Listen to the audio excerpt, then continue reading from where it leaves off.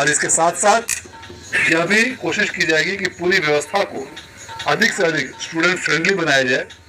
विद्यार्थियों को पूरी परीक्षा के आयोजन में और परीक्षा की तैयारी के साथ साथ अन्य सभी प्रक्रियाओं के में किसी प्रकार की कठिनाई न हो और परीक्षा की तैयारी के साथ साथ अन्य सभी प्रक्रियाओं के में किसी प्रकार की कठिनाई न हो, उनको कम से कम परेशानी हो, इसके लिए नई व्यवस्थाएं इस आगामी वर्ष से लागू की जाएगी। इसके अंतर्गत एक महत्वपूर्ण बदलाव जो हम लोगों ने सभी परीक्षा में लागू करने का निर्णय लिया है वह यह है कि एडमिट कार्ड अभी तक जो भी परीक्षार्थी को मिलता था वो परीक्षार्थी को एडमिट कार्ड उनके शिक्षण संस्थान के माध्यम से प्राप्त होता था। हार्ड कॉपी अभी भी शिक्षण संस्थान के माध्यम से प्राप्त होगा, किंतु विद्यार्थी के द्वारा ऑनलाइन फॉर्म भरे जाने में कई प्रकार की त्रुटि, कई प्रकार की मिस्टेक्स विद्यार्थी करते हैं। ऐसा देखा जाता है कि संबंधित शिक्षण संस्थाओं द्वारा उनको समय पर डमी एडमिट कार्ड उपलब्ध नहीं कराए जाते हैं। इसके कारण उनकी त्रुटियों को बाद में सुधार करने में विद्यार्थियों को कठिनाई होती है। अतः इस वर्ष हमने निर्णय लिया है कि सभी विद्यार्थी अब अपना एडमिट कार्ड स्वयं अपने मोबाइल नंबर के माध्यम से, ओटीपी के माध्यम से डाउनलोड कर सकेंगे किसी भी इंटरनेट कैफे से या किसी भी कंप्यूटर से। और यदि उसमें किसी भी प्रकार की त्रुटि उनको दिखे, यदि उन्होंने फॉर्म भरने में किसी प्रकार की गलती की है या ऑनलाइन फॉर्म भरते समय उनके ऑपरेटर ने किसी प्रकार की गलती की है, तो उसको शिक्षण संस्थान के माध्यम से उसको वो करेक्ट करवा सकते हैं। तो इससे काफी लाभ मिलेगा, क्योंकि ऐसी सूचना मिलती थी कि डमी एडमिट कार्ड दो बार जारी करने के बाद भी कुछ विद्यार्थियों को डमी एडमिट कार्ड समय पर नहीं उनके शिक्षण संस्थान उपलब्ध कराते थे, जिसके कारण उनके आवेदन में, उनके फॉर्म में कई प्रकार की त्रुटियां रह जाती थी। अब इस नई व्यवस्था से चूंकि सभी विद्यार्थी डमी एडमिट कार्ड स्वयं डाउनलोड कराएंगे, अभ्यर्थियों ने कुल विद्यार्थियों की संख्या इस मैट्रिक परीक्षा में सम्मिलित होने के लिए 15,29,393। इनमें से 7,83,034 छात्राएं होंगी और 7,46,359 छात्रों की संख्या है। अर्थात छात्राओं की संख्या छात्रों की संख्या से ज्यादा है।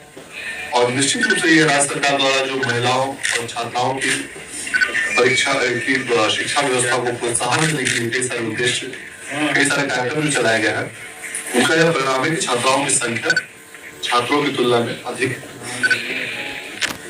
पटना जिले में इस परीक्षा के लिए कुल 74 परीक्षा केंद्र बनाए गए हैं, जिसमें कुल 69,175 छात्र छात्राओं के सम्मिलित होने हेतु फॉर्म भरा गया है।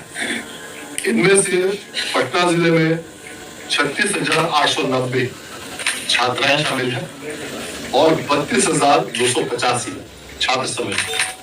अर्थात पटना जिले में जो ये बिहार की तुलना में अपेक्षाकृत काफी अधिक, और यहाँ पर रिलेटिवली रेशियो वाइज छात्राओं की संख्या पटना जिले में अधिक है। इस पूरे परीक्षा व्यवस्था को सफल और सुचारू रूप से संचालित करने के लिए राज्य के सभी जिलों में सभी परीक्षा केंद्रों पर पर्याप्त संख्या में दंडाधिकारियों और पुलिस बलों की और पुलिस पदाधिकारियों की प्रतिनियुक्ति की गई है।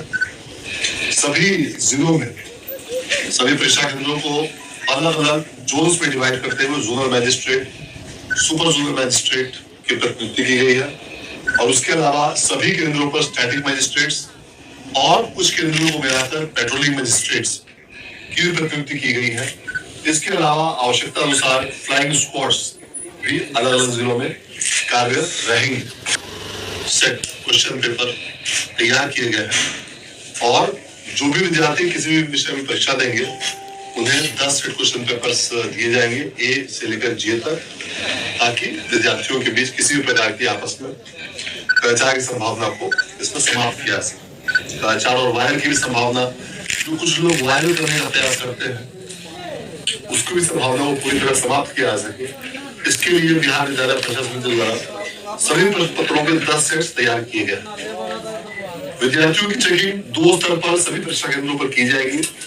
एक बार परीक्षा केंद्र पर घुसने की पूर्व फ्रिस्किंग की जाएगी और दूसरी बार परीक्षा केंद्रों के अंदर जब विद्यार्थी अपने अपने सीट पर बैठेंगे उस समय परीक्षा में संलग्न वीक्षकों द्वारा पुनः उनकी जांच की जाएगी।